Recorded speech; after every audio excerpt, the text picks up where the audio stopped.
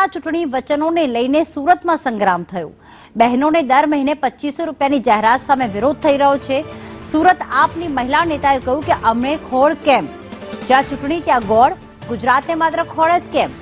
ભાજપ જેને રેવડી કહેતું હતું તેની દુકાન કેમ ખોલી? ગુજરાતમાં પણ યોજના લાગુ કરવા મહિલાઓએ માંગ કરી છે। કલેક્ટરને પત્ર પાઠવીને મુખ્યમંત્રી પાસે માંગ કરવામાં આવી। સુરતમાં વિરોધ પક્ષે કલેક્ટર કચેરી ખાતે વિરોધ નોંધાવ્યો।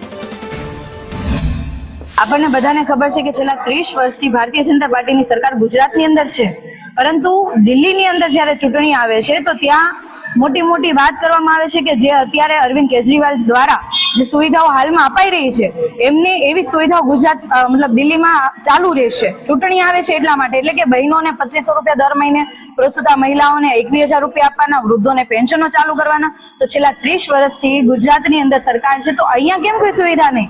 30 વર્ષથી લોકોએ ખોબલે મત આપ્યા છે તો અહીંયા કેમ સુવિધાના નામે ઝીરો? એટલે આનો મતલબ એવો કે એકને ગોળ ને એકને ખોળ। દિલ્હીમાં ચૂંટણી આવે છે તો ત્યાં વાહવાહી લૂંટવાને મત મેળવવા માટે ખાલે ખોટો મેનિફેસ્ટો